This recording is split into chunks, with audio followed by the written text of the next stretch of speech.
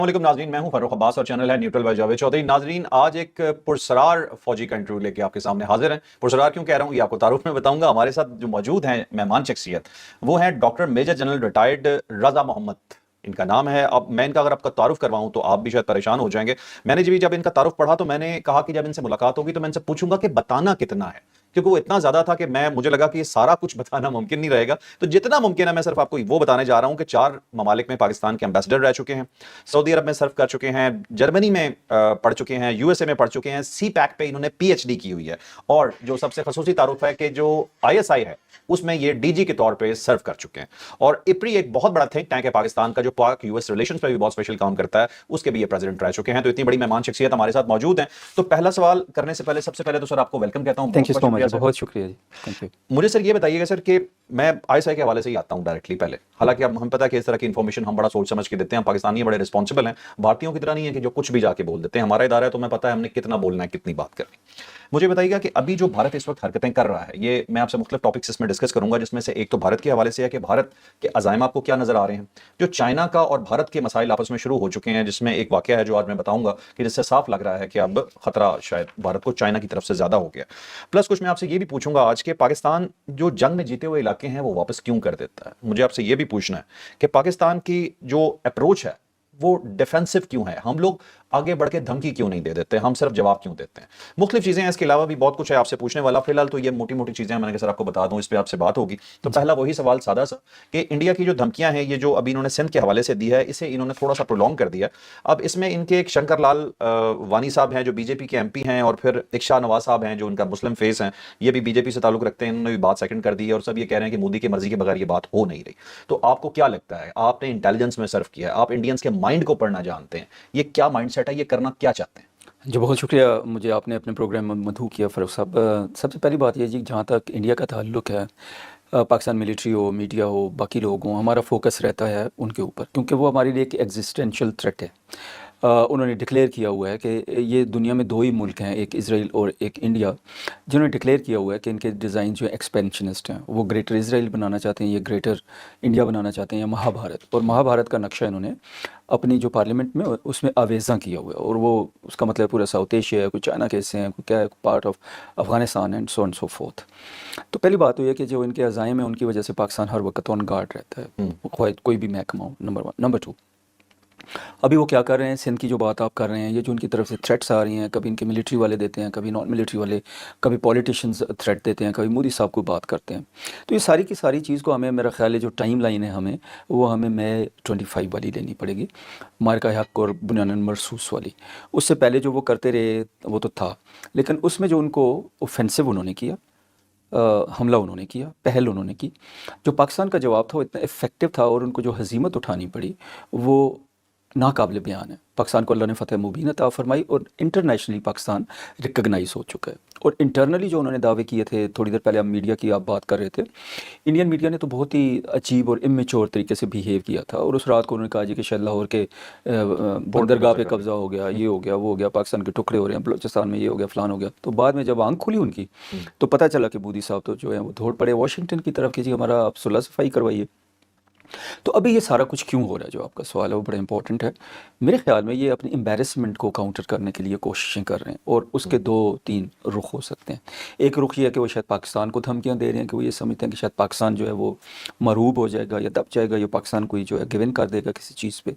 Number 2, ये rhetoric उनके internal politics के लिए है, कि जितना भी वो विप अप करते हैं सेंटिमेंट अगेंस्ट पाकिस्तान, तो जो उनकी जो रूलिंग पार्टी है हिंदुत्व के बेस के ऊपर रूल करती है, और उनका जो वोट भी है वो भी आता है एंटी पाकिस्तान और anti Muslim, anti Sikh, anti Christian के ऊपर, एक हिंदुत्व की जो है महाभारत के लिए वोट आता है।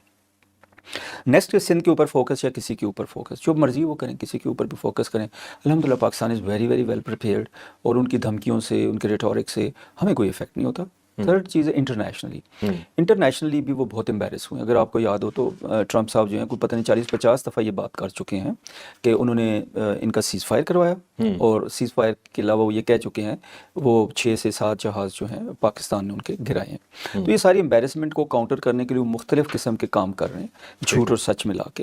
तो आई डोंट थिंक कि उसका कोई बहुत ज़्यादा बड़ा इफेक्ट होगा। वॉर होती है, पाकिस्तान तैयार है। ٹھیک ہے، یہ آپ نے کہا وار ہوتی پاکستان تیار ہے. میں یہی سوال آپ یہاں سے آپ سے کرتا ہوں کہ انڈین ایک ڈسپشن پلان کی بہت بات کرتے ہیں. وہ کہتے ہیں جی کہ ڈسپشن پلان یہ ہے کہ کچھ اور بتاتے رہیں گے کہ جیسے سندھ پہ فوکس کروا دیں گے اور اچانک سڈنلی ہو سکتا ہے وہ کوئی وار کھول دیں پنجاب والی سائڈ سے یا کشمیر والی سائڈ سے.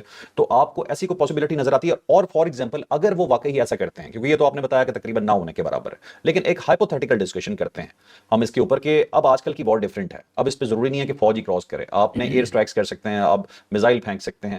اس طرح کی کوئی سچویشن اگر انڈیا کریٹ کرنے کی کوشش کرتا ہے تو پاکستان کیا اس کے لیے تیار ہے؟ جی سب سے پہلی بات تو یہ کہ جب بھی آپ کسی بھی دشمن کے لیے تیاری کرتے ہیں تو اس کی کیپیبلٹی پہ تیاری کرتے ہیں. تو جو انڈیا کی کیپیبلٹی ہے اس کے اوپر پاکستان تیاری کرتا ہے. اس میں آپ مختلف پاسبلٹیز کو دیکھتے ہیں، کہاں پہ حملہ ہو سکتا ہے، کہاں پہ نہیں ہو سکتا، کیا موسٹ پرابل ہے، کیا نہیں ہے.